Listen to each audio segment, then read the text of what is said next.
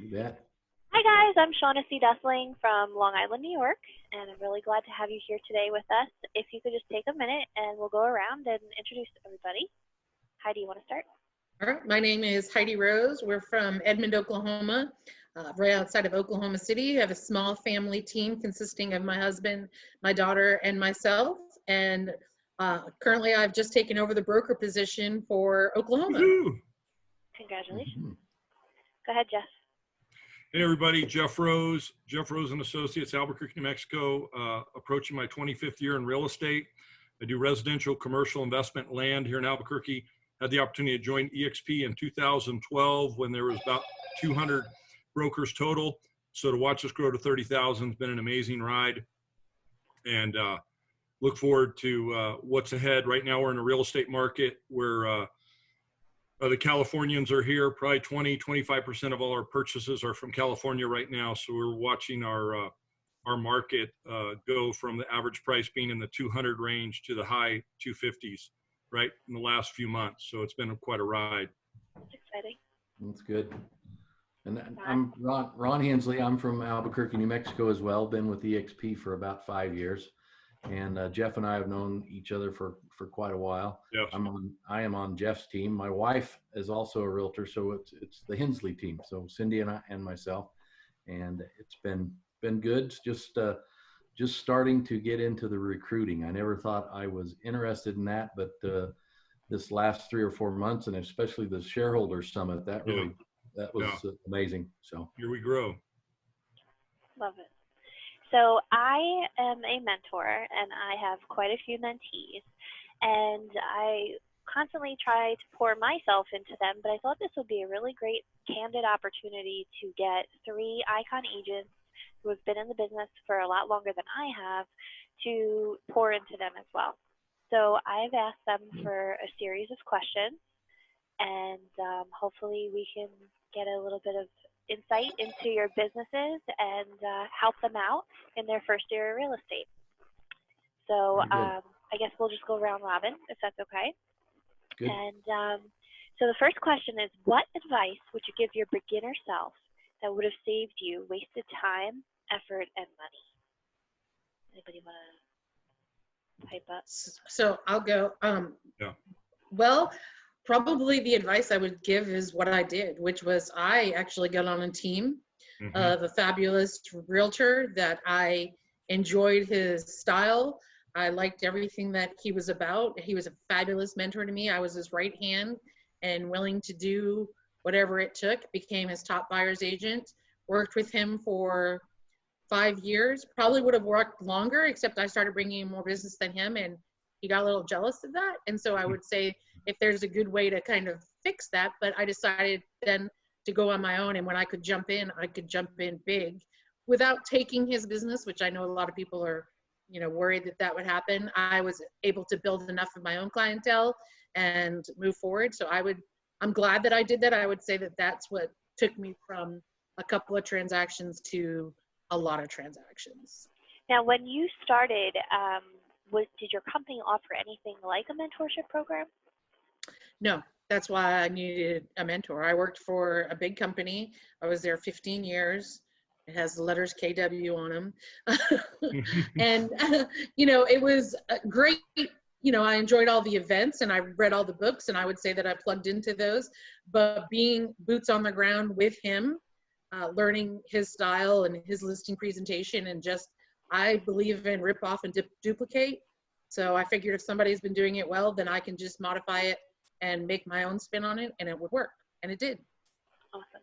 So do you have anything, so that sounds like time and effort. Do you have any specific advice about saving money as an agent? I would say, so I don't like to spend a lot of money. I actually don't buy leads. I've never bought leads. He didn't buy leads either. And so mine is all, do everything that you can free. Social media, I'm a very client relationship, warm, not touchy-feely, but I send them birthday greetings all the time, anniversary. I reach out to them. I don't like things. I talk on, Facebook, I comment. And so I use everything that's available to me free. That's what I would say is use what's available to you free. Yep. Very good. Gentlemen, either of you want to comment on what would have saved you time, effort, and money when you started? Yeah, I'll go next. To add on to what Heidi said, I would not spend any money. I'd try to do as much stuff as you could for free. Take advantage of the KV core. Learn how to do that. Bring in your own leads. It doesn't cost you any money. I've never bought in leads in 15 years that I've been in the business, so you don't have to do it. I think, one of the big things you want to do right away is get a mentor to work for your first 4 or 5 transactions. And one thing that any company, like EXP, you go into the world, there's tons of stuff to learn. One thing you're not going to learn in there is how to fill out your state or local forms. So your mentor can do that, and then get on there and do 10 sales, 10 listings, just do dummy ones. So you're very familiar with all those forms. And when the time comes that you're ready for your first one, you're already going to have a lot of experience filling those out right away. And it doesn't take that long once you get used to doing them. Yeah. That would be a good advice to get somebody new going. To piggyback on that, I would do what your mentor says. I have a lot of people that I would tell them and they would give. I was mentoring for a little bit too. And the people that seem to be struggling are the ones that weren't following the advice. They always had a reason not to do it that way, or a reason that it wasn't going to work. And granted, not everything works for somebody's style, but usually your mentor is thinking of your style when they're stating things for you. So I would say do what they tell you to do. Yeah. That's good. Jeff, you have anything else? Yeah, so let me piggyback off both those. So I'll go into my history here in a little bit, but just to what Ron said and Heidi said on the paperwork side, there's a lot of realtors out there, whether it's your mentor or someone like that would probably let you learn from their past transactions too, at no charge if you want to put the effort in. So like if you've never done a VA loan or a condo association or a home with a well and a septic or something on the edge like that, my guess is if you approached a realtor that's done those things, they would at least let you learn from their past transaction. There's no charge for that. But I always tell people it's better to practice on someone else's clients than practice on your own clients. So you might even want to volunteer that if you know a realtor that's got a closing, maybe they'll let you attend that closing. Maybe they'll let you attend that home inspection. Maybe they'll let you attend, the survey, or just whatever you haven't done. There's a realtor out there that will let you probably learn on that opportunity, but you have not, because you asked that. You got to ask, whether it's through email, in person. And then for one thing about our industry too, is the older a realtor gets, most realtors have a certain percentage of clients they could be working with, they should be working with, and they're choosing not to work with because maybe they're too far, maybe the price range is out of their focus criteria. And so my guess is if you went to busy realtors and said, what are you not working on that I could help you on? My guess is they would probably have some projects. Now, I think you have to have the expectation going in that this is more for education than a paycheck. And the paycheck is just gravy. But the paychecks will come if you get the education. So it's the trade-off that everybody has to make. Now, I also know some people when they start out still have a job and maybe they're working part-time, or some people are full-time. And I think based on what your scenario is, you can determine how much time you're going to give to those projects. But I do know for the people that have another source of income, get all the education you can, and then your clients later will benefit greatly from you taking the time to have that education where you're not practicing on them. And when you're cold turkey, all I can say is there's not enough hours in the day for most realtors to get done what they need to get done. So if you could relieve 5 or 10 realtors that are busier than they need to be of those things, my guess is there's some income and education tied to that. And then I'll just hint real quick. I started real estate in '96 with Keller Williams. I was a part-time agent. I did that for 5 years. I kept my job for 5 years and I worked evenings and weekends. And I was just a buyer broker. And I just focused on what I could handle with the job. And then when the real estate market got so crazy in 2001, I did it full time. And so I think everybody has to decide, when do they burn the ships? But until you burn your ships, do the best you can with all the resources available. Last thing is, if you have vendors that you believe in, refer your vendors like crazy and eventually those vendors will think of you as someone to refer to because you referred so much business to them. That's good. Funny in that you say the vendor thing. I have been referring I got a roofer recently from another realtor because my past roofer was not doing things legitimately. Challenge. Yeah. Yes. So we decided to part business ways together. And so I started working with this other one. He now just listed a whole bunch of properties with me because I refer him so much business. So, I mean, that's, you know, it ended up coming around when I got him from another realtor. So don't just assume just because another realtor is talking to them that they're there. And the other thing that you said, I was rookie of the year the first time I sold real estate. And people always ask, well, how did I do that? It's because I was willing to do what everybody else wasn't. I was willing to, you know, when I say I worked on a team, my split with my team, I only made 30%. And people told me I was nuts. Why are you doing that? Blah, blah, blah. You're getting robbed. I was making well over 6 figures. I don't think I was getting robbed. I was thinking I was. So you got to think bigger. And even like when you said ask agents to, you know, help, believe it or not, it's a test from me. I'll tell somebody, I'll send you some leads. This is what it's going to be. If they start telling me, well, you know, that's 3%, blah, blah, blah. I'm like, that's the wrong person for me. You do not have the right mindset. And so I pass on them and I move on to somebody else. Yep, I agree. Jeff, you kind of started to touch on one of these questions, so I'm going to go ahead and ask it and see if you guys can just jump in. How do you build credibility and trust in your clients when you kind of don't feel like you know enough yourself? Well, here's the cool part. I tell my brokers, don't be, you know, Heidi made reference to, she used a different word than borrow. She kind of used the word, don't be afraid to take what somebody else did or use what somebody else did. Rip off and duplicate. Yeah, so I would not be shy about borrowing everyone's experience that you're associated with. So like if somebody was coming to me and they were going to involve me in their transaction, they could say, I'm on a team with 25 years experience that's done over 10 million consistently or 15 million consistently, how many years? And we are a team. And so when someone asks them, so what have you done in real estate? They don't just have to say what they've personally done. They can communicate what the team has done, what's happened. If they've been associated with 4 transactions, they don't have to say what their percentage split was on those transactions. But I find that activity breeds more activity, and more activity eventually breeds results. So you always want to put yourself in a situation where there's potential for activity. So even if there's not a check associated with that activity, you could probably, it's going to lead you to something that's going to create a check. So I found that when I started in the business and I started telling my friends and family that I was a part of 4 transactions or 6 transactions, they wanted me to come list and buy and sell their home. Whereas we all know that even if our best friend just became an airline pilot and they said, hey, I've got to take somebody on my first flight, do you want to go with me?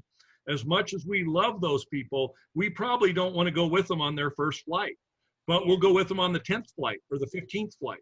And that's how it is with real estate too. If you can let your sphere of influence know that you're not going to practice on them, it will probably serve you well. And so that's the advantage of partnering with other realtors, is practice on their clients, practice on their paperwork, practice on their transactions, and even practice on the stuff they don't want to do, because ultimately now you'll have a client in them that now they'll start referring you all the stuff they don't want to do. And so you've got to decide where that makes financial sense for you long-term, but education-wise, I think it's priceless. So fake it until you make it, and lean in and leverage your EXP. So whether it be your mentor or your sponsor or even just your brokerage, just leverage that as a tool to help build trust. Thank you. Yeah, and I think one of the things we see on Facebook a lot too is there's older realtors out there that are not promoting their properties on Facebook, and they would let you promote their property on Facebook to generate leads. They'll let you use their listings to generate business for yourself. So don't miss those opportunities. That's good. Yeah. Anybody have anything else to add to that? You know, I would say just go in there very honest, be honest up front with anybody you're working with, and listen, don't talk. I think a lot of newer ones have they go in and they try to boost their self up and talk too much. I would just caution that and just listen and see what your client needs and try to answer their questions. You can't, you just be upfront with them and tell them, I'll get you an answer for that. I don't know right now. And then follow through and get that answer. Yeah, that's the best way to do it, I think. Good point. Thank you. Okay, let's take a look at the next question. What was your first transaction like? Where did you get it? How long until you got it? And then what was your aha or takeaway from your first transaction? So my first transaction was, I don't know how I got them. I've been trying to figure that out. I think I picked them up at an open house. He listed his property with me, and he told me he used to have his real estate license, you know, one of those that, you know, I sold real estate, or I had my real estate license. So I assumed that, you know, he knew what he was doing, and he assumed I knew what I was doing. And I got to the closing, and at that time, my broker didn't, you know, he didn't require estimates. So when we got to closing and he showed he owed $20,000 to get out of his house, he didn't realize that. And, you know, I was like, no, I didn't know. Nobody was mentoring me. I was kind of flying on my own. And luckily, what's crazy is we did a dry close. He said he was going to come back the next day with the money. Okay. This is how crazy this all was. I can feel he the was stress. going to come back the next day with the money. The title companies gave us our commission checks, and we went on our way. And I was driving down the road, and it wasn't until the next day that I thought, oh my God, she gave us commission checks, and he owed $20,000. Now, thankfully, he was a good man and did come back with the check from his credit card company and paid off the house. But I learned that day that I will never not ask people or let them know how much it's going to cost them to sell their house, because I was sweating it the whole time. Wow. That's good. That was a really good aha. Thank you. How about you, Ron? Well, I'm probably not the best one to ask that first closing, because I'm probably not traditional in getting into real estate. When I got into real estate, I got in it for myself to buy and sell properties. So I probably did 50 or 60 sides before I ever represented someone. So by the time I was there, I already had a good idea what I needed to do and what should be done. So I can't even recall the first one I did for a client. Okay, that's cool. So would you rather work for a client or yourself? Oh, now I'd much rather work for the clients. You know, I enjoy working with people. I think when I was flipping houses, the number one thing that was very annoying is never working with anybody. I mean, I'm there, I get to talk to the plumber every once in a while, or the electrician. Really nice point. There's just no interaction. So yeah, I feel that being in isolation. Yeah, exactly. How about you, Jeff? So I kind of had a double first transaction, and that is that I had some friends of mine who took me up on doing something right when I got licensed, and then, like I said, I was on a team, and I actually had a buyer opportunity for them. So I kind of had two transactions right from the start. One was my sphere of influence, and one was theirs. So, but I'll tell you my story real quick, and that is that I had a job that I liked. I went in at 7 in the morning, went 3 in the afternoon, and Monday through Friday, didn't have to work evenings or weekends. And some friends of mine had told me they had gotten their real estate license. His wife was from Ecuador, and they needed me to get my real estate license because they were going to be in Ecuador for 2 months. So as soon as I got my real estate license, he let me know when they were going to leave. His mom was my interpreter. And so what happened was they left. I'd had my real estate license a month, and they left the country, and I had 14 of their clients that I was either helping buy homes, go to inspections. So I got baptized by fire, but it was the best thing that ever happened to me, because I was helping one of my friends buy a new construction in Moriarty, and a new construction. I have to tell you, this wasn't a tract builder, it was a single builder. So we really had some things to overcome with what you could build on the property. And that was back when radiant heat was the rage. And so we had radiant heat going in the transaction and some of those things. So everything took longer than it should, I think. So that's the hard part about that one being if that would have been my only transaction, from when the closing date was supposed to happen to will it happen was about 75 days. So that was my first transaction, but I had closed 6 of their transactions before I closed my first one. And that was because I was getting sign calls, and they had a few buyers that they were working with, but they hadn't found homes for them yet. So when they left the country, it was my job to get those people under contract. And here's the crazy part. I had actually had some closings before they got back. So just like what Heidi had said, I was flying solo with no mentor local and just having title and mortgage be my mentor to get those transactions closed. But I have to tell you, there's nothing like the pressure being off in a transaction. And so what I loved about that arrangement is, like I said, I wasn't practicing on my own clientele. I was practicing on someone else's. I just think that's a night and day experience with just the stress that exists in real estate. So I would really encourage anyone, even if you can't make the kind of money you want to make on that transaction, you're just able to do some things with the emotions being separated from the transaction. You can concentrate on the transaction. And a lot of times they don't know that you made a mistake, even when you made a mistake. Whereas the people they know you make a mistake even before you make it. So FYI. Great. Thank you, guys. I'm loving these answers.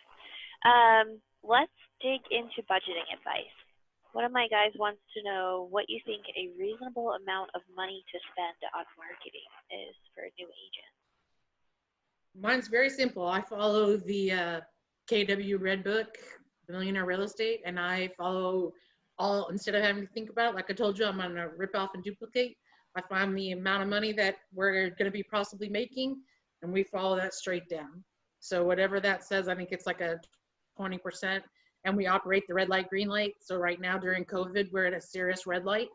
It's really looked at hard before we'll go spend money on anything. And any phone calls to spend money right now are going to like, no, thank you. No, thank you. Yeah. No shiny objects. No shiny objects. Yeah. Yeah. How about you, Jen? Yeah. So I would think, I said it earlier, but I think partnership is the key to that. And I think if you partner with someone else and solve their problems, they will have the ability to solve your problems. Whereas if you start from scratch, it's hard not to spend money on something where you start from scratch.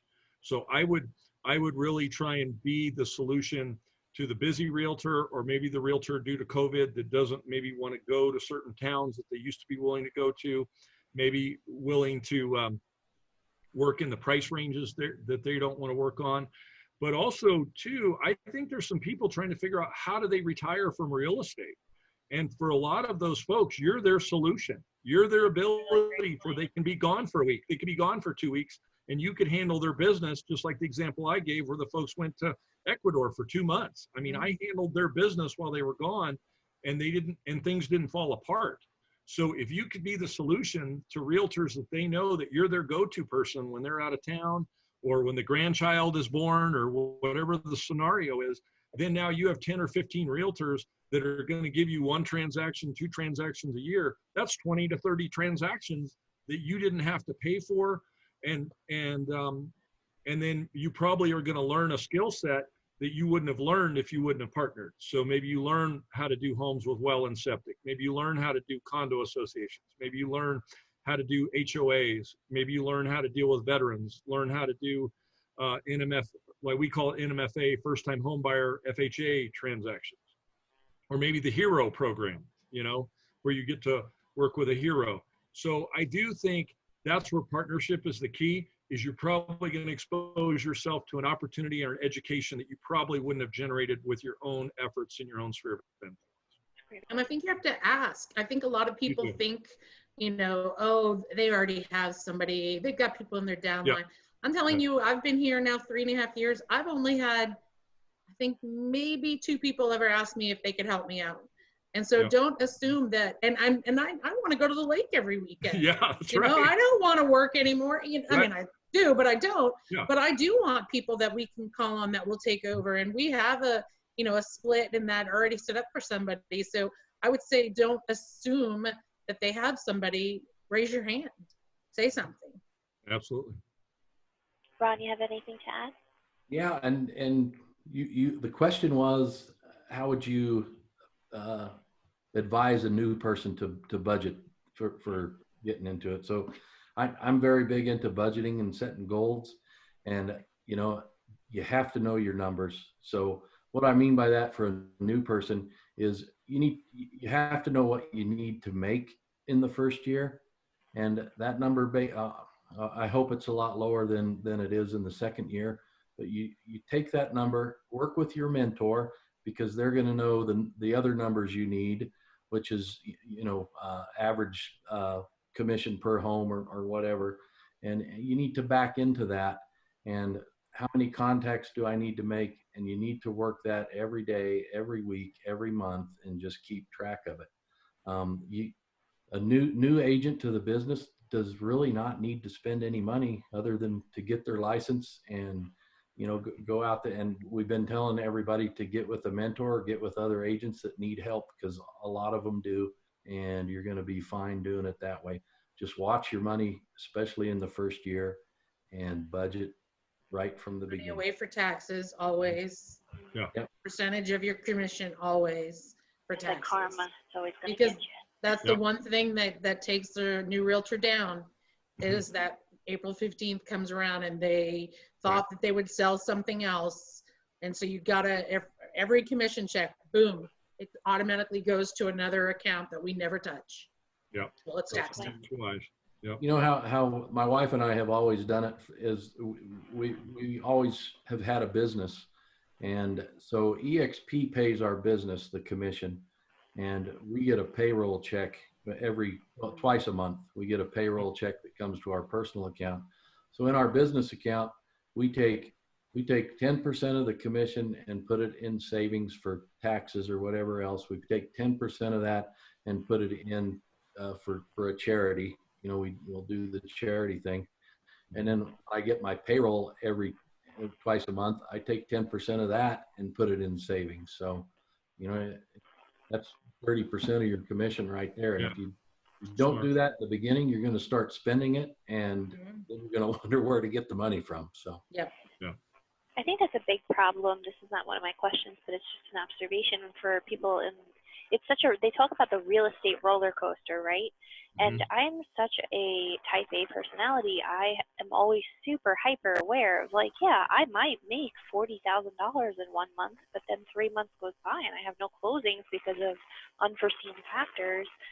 That needs to be budgeted. It needs to, continue to work for me. So I think, people that talk about riding that real estate roller coaster, if you're super aware of that and proactive about it, it's not going to feel like the roller coaster that it could be. Right. Another source of income that we have with EXP is the revenue share. I mean, throw that into the mix, and don't count on it right away. If it starts coming in, then that's just a budget. I mean, a bonus for you guys. Yeah, absolutely. And the affiliate opportunities too, for those people that take advantage of a lot of the affiliate opportunities. EXP's created at least 5 to 10 affiliate opportunities to generate income also. I've been trying to tell my mentors that, especially because the majority of them tend to be young, just getting into the business right out of college or not going to college, or, just young devotees to real estate. Their sphere of influence organically is raised on social media. That's part of the reason why I've been so successful, is I'm a millennial and I know how to talk to the people that are currently buying houses, especially in our market. A lot of agents look to social media for camaraderie, and if you are showing the benefits of your 100% virtual company, especially with the coronavirus and our ability to maintain working, it's opportunity. I have people messaging me on Instagram that I don't know. They live nearby, and they're asking me about EXP. So it's definitely an opportunity to influence. And think about it this way, is that there's potentially changing the lives of these agents. Oh yeah. Right? Absolutely. They stand to make so much more money being with EXP, doing the same volume of work that they're doing for other people's companies. How much more does that help their family?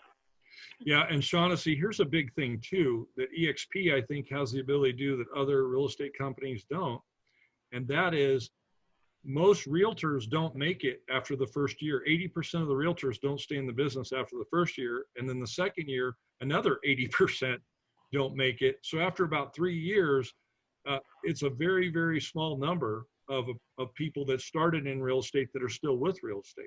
I think because of revenue share, because of the affiliate program, also because of our ability to leverage social media, especially now that Facebook is providing avatars, we can just tell everybody, hey, do you want a real avatar?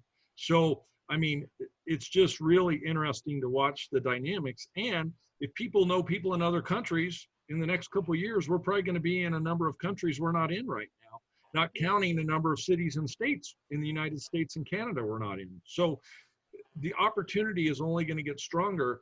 But I do think that where they're helping themselves and somebody else is our company is probably going to help some people stay in the business and have a career that wouldn't have been able to overcome the odds if they were in a different model or a different scenario. And I think because we have a giver's gain mentality, most EXP brokers are willing to share their knowledge, share the opportunity, share the experience.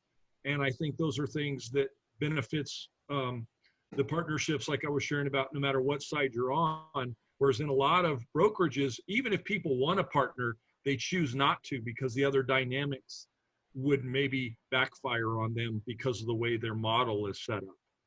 And it's not set up as a giver's gain model like ours is. Yeah. Well, speaking about some models, we have a lot of mom and pops here that actually a couple of them have already shuttered their doors. They're done. They're out of the business. And, you know, we're on day 65, I think, of mandatory lockdown. And, you know, we're not allowed to do any work whatsoever unless it's 100% virtual. So a lot of these smaller companies, unfortunately, don't have the means to do it. So now there's going to be agents that are displaced and they need a home, or they're out of the business too. So, you know, unfortunately, it's a terrible situation, but the opportunity is going to be so big for recruitment. Well, and I think virtual open houses are something too that, like you said, even if they're shut down, new brokers can start doing virtual open houses, and not just on their listings, but on maybe 5, 10, 15 other brokers' listings, and generate buyers for those listings and further opportunities. So I do think that younger brokers need to not be hesitant towards charging to these new opportunities. And there's no charge to do a virtual open house. I mean, it's just taking the pictures, the video that already exists, and just putting it out there. And trust me, I mean, even agents who are not tech savvy are going to be happy that somebody who is tech savvy is willing to market their listing, because they still might get to sell it in the middle of all this without them actually doing the work to find that buyer. So it's a great point. So the next question, we're almost getting through. I'm not sure how we're doing on time. Running out. We're good. Okay. What is more important, marketing versus direct prospecting? Ron knows that answer. What do you mean by direct processing? Calling FSBOs, calling expireds, cold calling, door knocking. What's more important to a new agent? Well, I think a new agent needs to understand what they're going to be comfortable doing. Because if you try to get a new agent to cold call and they hate cold calling, they're not going to last very long. So if they're good with people and they don't mind cold calling, FSBOs and expired, and they can pick up listings quite a bit by making those calls. If you're not good with cold calling, then maybe AV Core or Facebook or the internet is a good way to bring in some leads.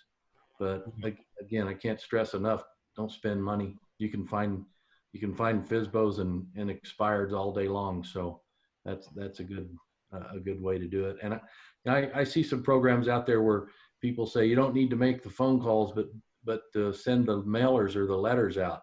and you're going to spend so much money doing all that stuff, and the return on those kind of letters are like 1%. Mail goes in the tail. Yeah. So, you know, again, if you're mail works for me. But is it general mailing or is it personal mailing? It's very personal. That's the difference. And you're talking about I take that back. I do 2 farms, but I mean, it's still personal. They know me now because I've done it for so long. And let me back up on that. I didn't mean, you know, if you buy lists like probate leads or FSBO leads and stuff, that type of mailing does not get a good return, at least in any experience I've seen. But with your sphere and some other areas like Heidi's talking about, it probably works pretty good. Well, I know it works really good with your sphere and your clients. I mean, I send mail to them at least once a month. So. Well, I didn't tell you guys about my first transaction. It was a by owner, and then I never did another one again. It was like leading the horse to water and then beating them to death until they drank. Remember, you can salt the oats, Shaughnessy, in the future. Salt the oats. Yeah, I realized, oh my goodness, cold calling is not my bag. It is so boring to me. I am tired of getting yelled at. You have to remember that New Yorkers are probably a little bit different than the people in the Midwest. Yeah. Door knocking is not my jam either. So I learned real quick to just find my tribe, and that was on social media, and I just spoke to it until I was blue in the face, and before I knew it, it was like a tsunami of business. Okay. So I have a thought there real quick on the direct. One of the things too that's going to be interesting with COVID moving forward, but I could say that as opposed to, unless somebody's really good at making the phone calls, like Ron mentioned, that I think the best thing to do is go where the people are. So if things open up and there's an opportunity to go at a wedding or a networking event or wherever you can press the flesh. I know that's going to be different moving forward, but it's just so amazing how people want to talk about real estate. I mean, real estate is one of those few professions that people ask you about the market, they ask you what's going on, and they want to know what things are worth. And they don't feel like you're selling them something. They feel like they're getting an education by talking to you. Yeah. So I really think that if people can take every opportunity to press the flesh at an event where there's people, or now with social media going into different groups and the different chats and creating that, it's amazing how people want to talk about real estate and want to embrace it, and especially with the markets now, is where are foreclosures going to be, or where are foreclosures not going to be, and how much has the market gone up. And so I do think people forget that we're not insurance. We're not like some of those other industries that when people see you coming, they run away because they don't want to talk about it at a wedding or a funeral or whatever. But it's crazy how real estate is one of those topics that everybody's willing to talk about pretty much at any type of event. So I definitely would. Everybody needs somewhere to live. So yeah, why we're in a great industry. Jeff brings up a good point. Don't be what we call a secret agent. I mean, you go to those events. If people don't know you're a realtor, then they're not going to talk to you. Just get one of these simple little badges and wear it everywhere you go. Love it. Yep, there you go. Even in the store. You show up somewhere and they're like, EXP. You guys are lucky that I have a shirt on at the moment because you have an EXP underneath there, what? No. Before this, obviously we were doing some housework, and like I was half putting on a shirt just to at least, you know, be presentable and not wear gym clothes for our Zoom call. And I hear the ice cream man, and we just moved, and this is the first time the ice cream man's ever come down the street. And I was like, I have to be a good mom, so I'm like bolting outside with no shirt on. I'm like, all right, ice cream man time. So you guys are lucky. But I am walking. What's that? Is the ice cream man essential? He can drive around? Who cares at this point? Yeah, really. That waffle cone was calling the kid's name. They deserve to be home for 65 days. They're getting that ice cream man. So other than that, I'm pretty much always a walking EXP billboard as well. And I have my car branded. So when I go to the office, cool. Well, and so to piggyback on that question, So I would say marketing yourself, but being smart about it as well and not spending a lot. So what I did is when I left my team and went on my own, the first thing I invested in was the car wrap. I bought a car wrap and everybody thought it was obnoxious, but to me, all I heard is you're everywhere. And you're right, because I had to go grocery shopping and I still had to go to school and bring the kids. So yeah, I was everywhere. Yeah. The second thing was, so I don't like cold calling either. I hate door knocking. I hate all that stuff, makes me want to puke. What I didn't mind was I realized that a person that owned a business would understand what I'm asking them. So I went around everywhere that I lived and worked, and I went into a business and I introduced myself. Hi, I'm Heidi Rose with the Rose team. I'm here in selling real estate. If you ever hear of anybody, but here's what's important. I want to be an expert in this area. How can I help you build your business? And they would tell me, you know, and I'm like, hey, sometimes I'm going to start sending out mailers. And would you like me? One of the ones is, there was a cookie shop by me. And I'm like, hey, I love cookies. People know I love cookies. So when I get to the point where I want to start sending out mailers, and I didn't ask them, if I could put a $1 off your cookies, would you honor that? And then call me every time you get to 10 bucks and I'll come in. She was like, absolutely. That lady has sent me business over the years. She knows us all. She's been in business now for 10 years. And she says how much I helped build her business because I just started that. And as I started, I just went and introduced myself. I went to the pool store, introduced myself, went to anybody that had people that owned homes, which is pretty much anywhere. And I just felt like if I asked them to refer a business back and forth, yeah, then they got it. They got it because they wanted to build their business too. Yeah. They also know how much you care. Yeah. Exactly. And then I started a networking group. I figured, okay, I can't go join them because everybody else has joined. Right. You know, every BNI, all those were already filled with thousands of realtors. So my friend, she had a group, and I said, well, I'll help you manage that group. So I helped her. And then when she wanted to stop, I took over that group.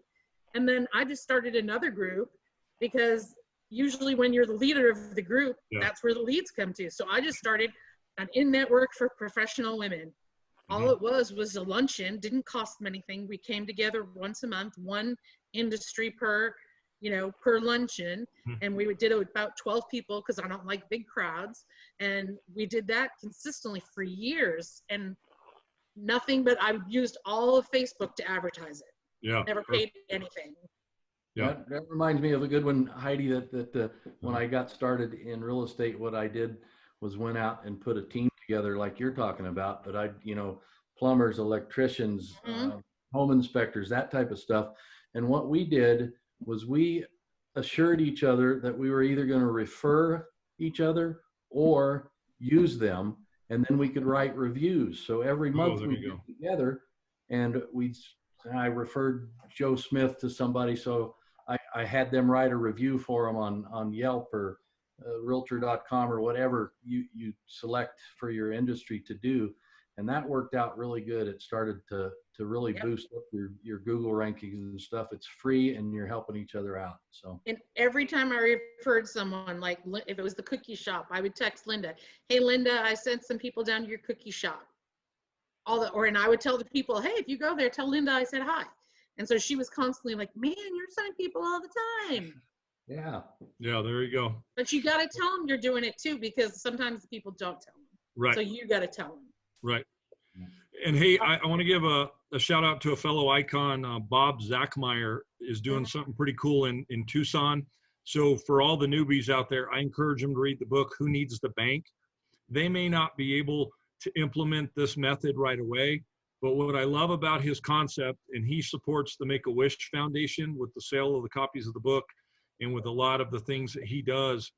But what his concept is just like it was mentioned with small business, there's a lot of small business owners that would love to own 5 or 10 rental homes. They would love to own the building that their business is in, but the bank is not going to loan them the money to do it because their tax returns show that they can't qualify for a loan. There's also a lot of retirees, especially where Bob lives in Tucson, that have retirement money, but they don't know how to loan it, who to loan it to, how the process works. So Bob ends up being the mediator for that And I believe if you ask him, he did about 600 sides in 1 year just by putting the small business people together with the retirees that have the money. And there's more to the system. You got to read the book for the details. But the concept is that was a win-win that couldn't be stopped once it was created, because the retirees were making a good return on their income, and the small businessmen were now being able to own 3, 5, 7, 10 properties that they never would have been able to own if somebody wouldn't have invested in. But he was the conduit for that to happen. He provided the backup investors so that the retirees didn't have more than 80% invested, and the small business owner didn't have to put more than 10% down. So it took effort on his part to solve that problem. But once he solved it, those two groups took off and they weren't looking back. And so I do feel that even if you can't do that in the beginning, you can use those concepts to create win-win between the people that want to buy, the people that want to lend, but they don't know how to do it, and you become the conduit for that. Yeah, I mean, you're kind of like the source of the source, even for talking about the cookie shop, right? Like, you have a problem for both parties. One is what they want more business, one is they want cookies, right?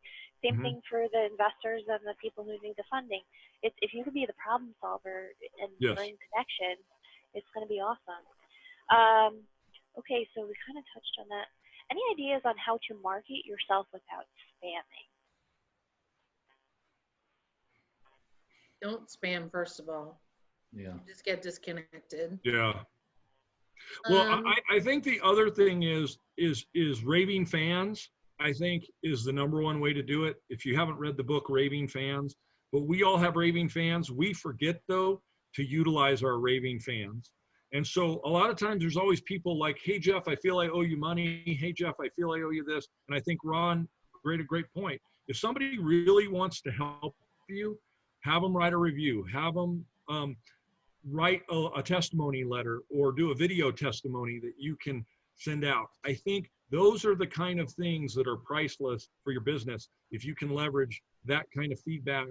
And in my opinion, it's more valuable than if they gave you a gift card, or if they, tried to do something for you. That because I think what we all know is once somebody feels like they were given a referral, they're going to go with that referral.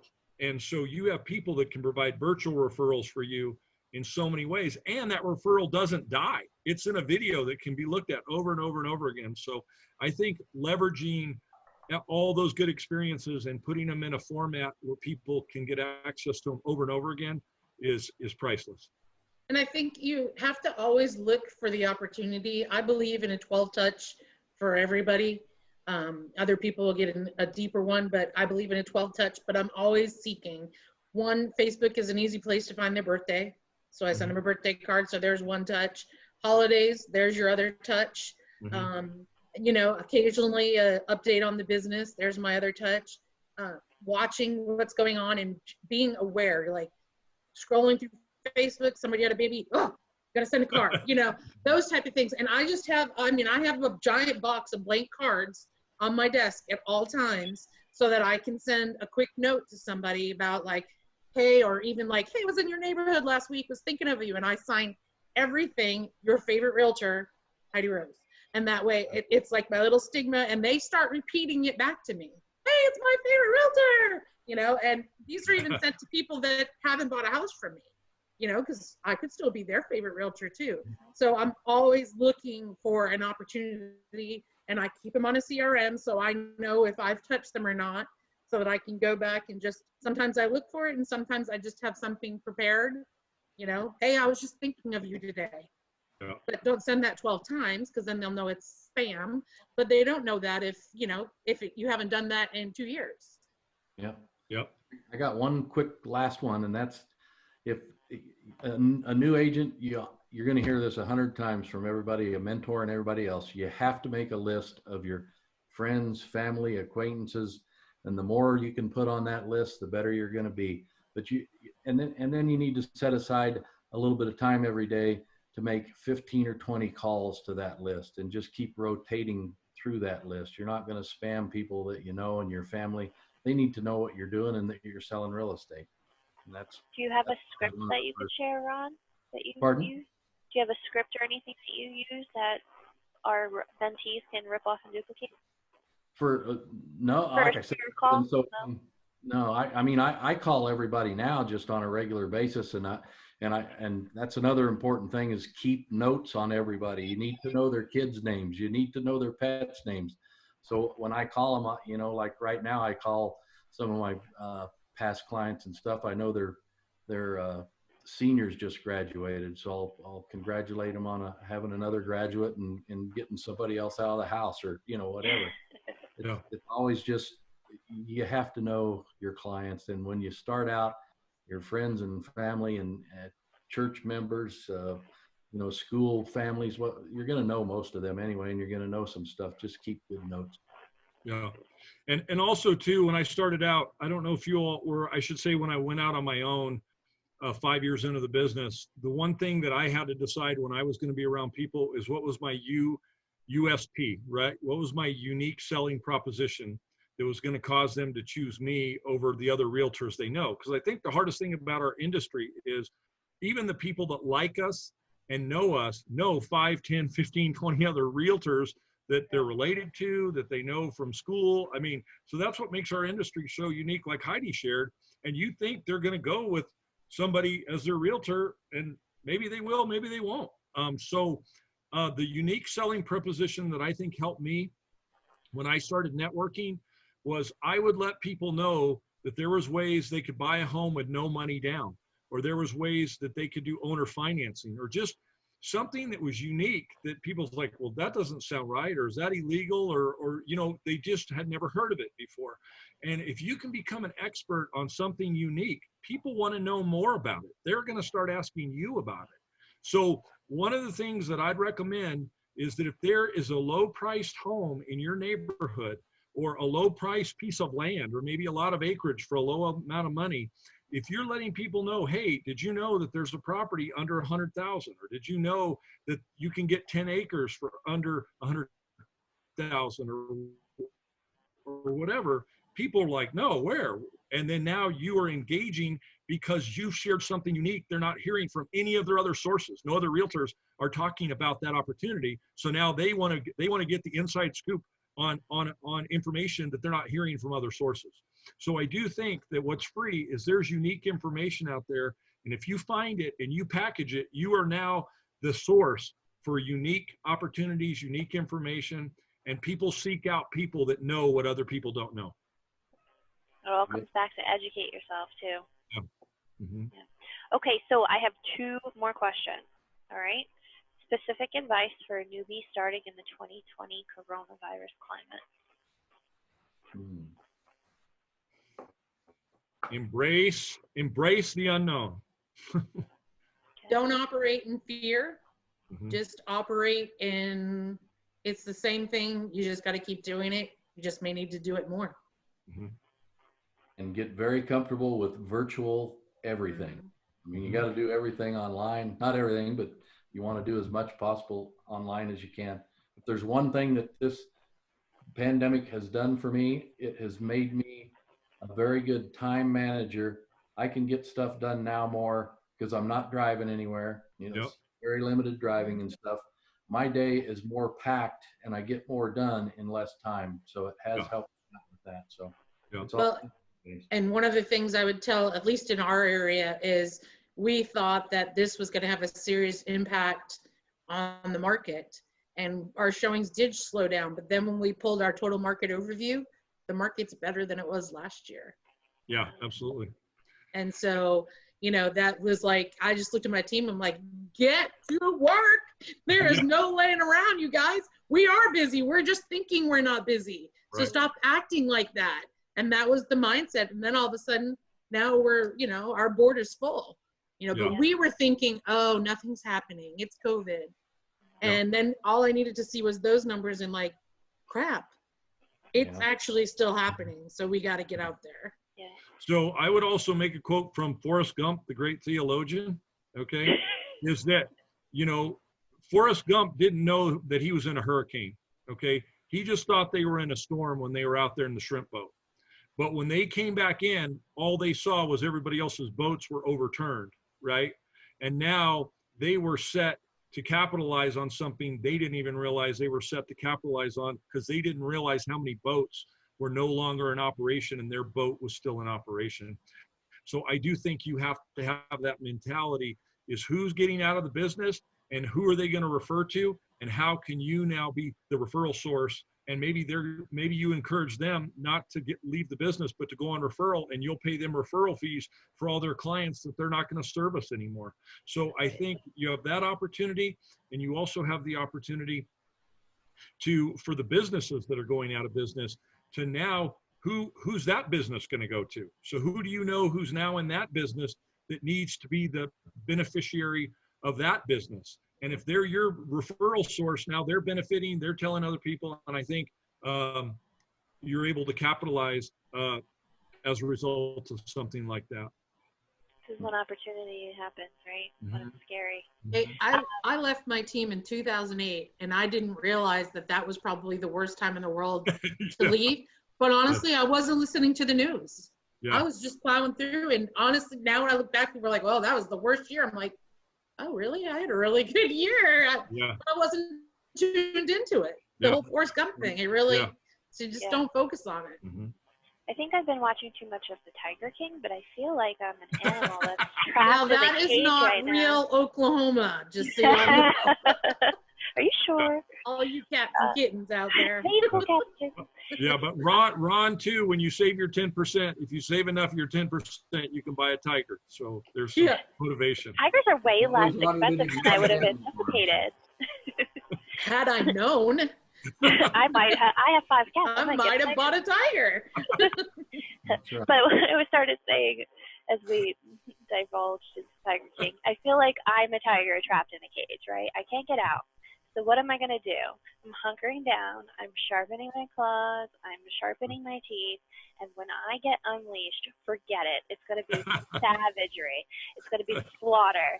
And opportunity is coming. I've been reading books. I've been keeping in touch with my sphere like crazy. I hand wrote 500 note cards to my people within the first week of being locked in the house. Serious hand cramps. But I was the first one to blast them with, I know stuff is crazy right now, but I am here to help you. I've been doing supermarket sweep grocery runs for some of my immunocompromised clients who don't want to go out. I'm young, I'm healthy. I have protective equipment, so I've been doing their grocery shopping for quite some time now. And I can assure you that they're never going to refer another agent. Yeah. Good. Well, and one thing too, with information, sometimes you feel like you have to share real estate information with people, but sometimes what people remember you for is the life information that you share with people. And sometimes, I've gotten more people that want to be in communication with me because I tell them I know where the deals are, where the clearance section, where something's 90% off, or somebody is giving something away, and so keep that in mind too. People value your relationship and your information, and it doesn't have to be real estate information that comes out of your communication every time you're in touch with them. And you were talking about throwing up on people. Sometimes people don't want to hear real estate come out of your mouth 100% of the time either. Let them ask you. Yeah. Honestly, we as a team decided when this COVID thing said, we're going to talk to all of our people. We are not going to bring up real estate.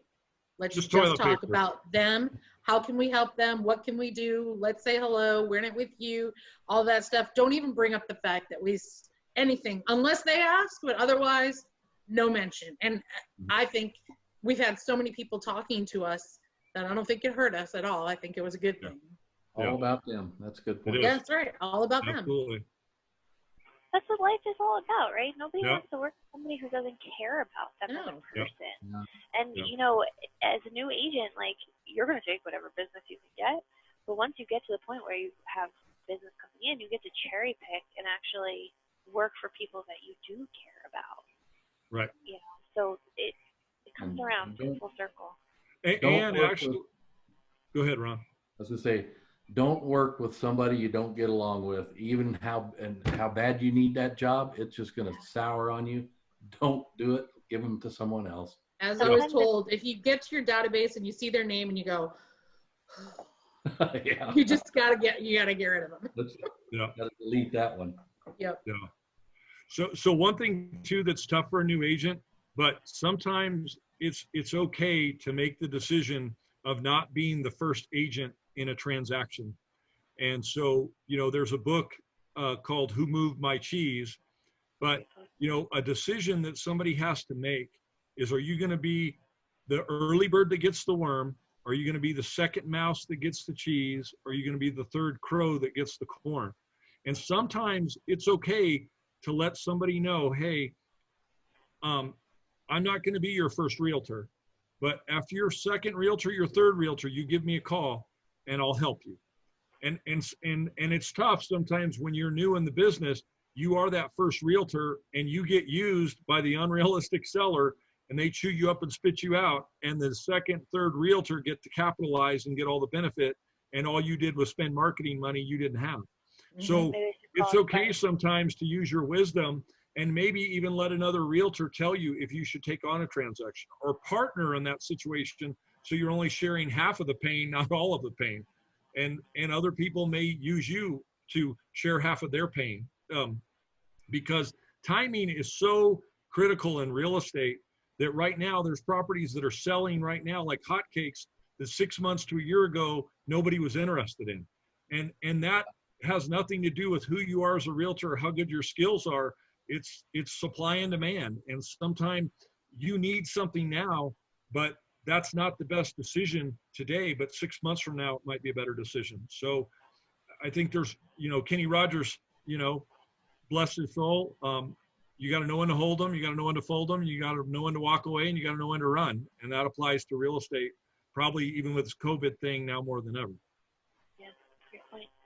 So the last question I have for you is just to impart with one little nugget of wisdom to my young newbie agents that have questions. So one nugget that you choose to share. Don't be afraid to be shameless. Always do something that you like and work with people that you like, and you're going to be happy. Yeah. If you're any relational type seller, I think you should read Michael Mayer's 7 Levels of Communication. Yeah. That's a good one. Yeah. I'm going to write that down and read that because I haven't read that Mm-hmm. one yet. Thank you. All right, folks, thank you so much for your time. It's greatly appreciated. I'm going to go ahead and send this to EXP, and I hope you guys all stay healthy and keep going. Very good. Great job. Be safe. Awesome. Thanks, guys. Good job.